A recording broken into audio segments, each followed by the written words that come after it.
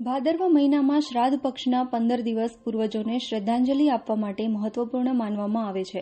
વર્ષ 2024 અત્યારે ચાલી રહેલા શ્રાદ્ધમાં પડતર દિવસ આવે છે. ક્યારે શ્રાદ્ધ ન કરવું જોઈએ અને તે દિવસનું શ્રાદ્ધ અન્ય કયા દિવસે કરી શકાય તે વિશે જાણીએ. જય શ્રી કૃષ્ણ. શ્રાદ્ધનો પવિત્ર સમય ચાલી રહ્યો છે. સંપૂર્ણ સનાતનીય લોકો પોતાના પૂર્વજો પાછળ તીર્થોમાં શ્રાદ્ધ પ્રક્રિયા કરી રહ્યા છે. શ્રાદ્ધનું આપણા સનાતન ધર્મની અંદર ખૂબ જ મહત્વ છે. શ્રાદ્ધ એટલે શું? તો કે શ્રદ્ધાથી જે કાર્ય પોતાના પૂર્વજો પાછળ, દિવંગત પિતૃઓ પાછળ કરવામાં આવે છે એને શ્રાદ્ધ કહેવાય છે. સંસ્કૃતમાં એક પંક્તિ છે, શ્રદ્ધાયામ દીયતે દિયત શ્રાદ્ધમ. જે પ્રક્રિયા ખૂબ શ્રદ્ધાથી થાય એને શ્રાદ્ધ કહેવામાં આવે છે.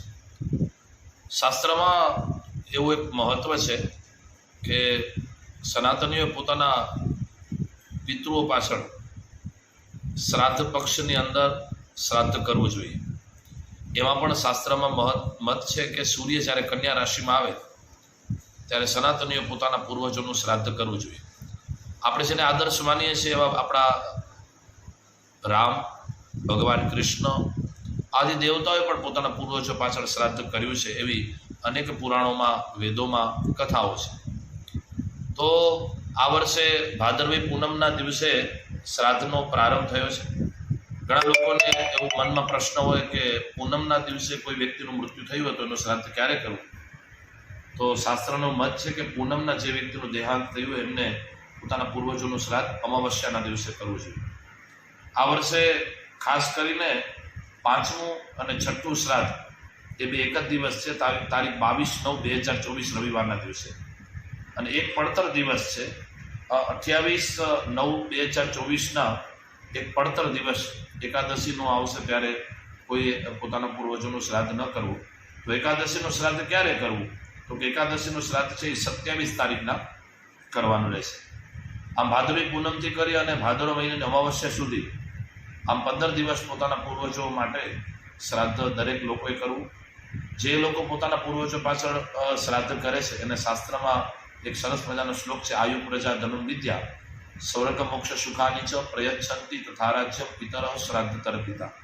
જે વ્યક્તિ પોતાના પૂર્વજો પાછળ પિંડદાન, શ્રાદ્ધ ઇત્યાદિ ક્રિયા કરે છે તે લોકોના પરિવારના લોકોને સારું આયુષ્ય પ્રાપ્ત થાય છે, પ્રજા સારા સંતાનો પ્રાપ્ત થાય છે, ધનમ સારું ધન પ્રાપ્ત થાય છે, એમના બાળકોને સારી વિદ્યા પ્રાપ્ત થાય છે, ઘરમાં સુખ શાંતિ અને સમૃદ્ધિ પ્રાપ્ત થાય છે.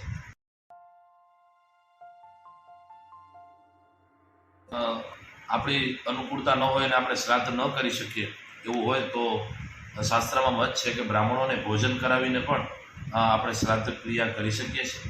કાગડાઓને વાસ નાખવું, ગાય માતાને ચરો ખવડાવવું, શ્વાન ઇત્યાદિને ભોજન કરાવવું, પક્ષીઓને ચણ નાખવું, જીવદયાના કાર્ય પણ આપણે આપણા પૂર્વજો પાછળ એ શ્રાદ્ધના પવિત્ર દિવસોમાં કરી શકીએ છીએ.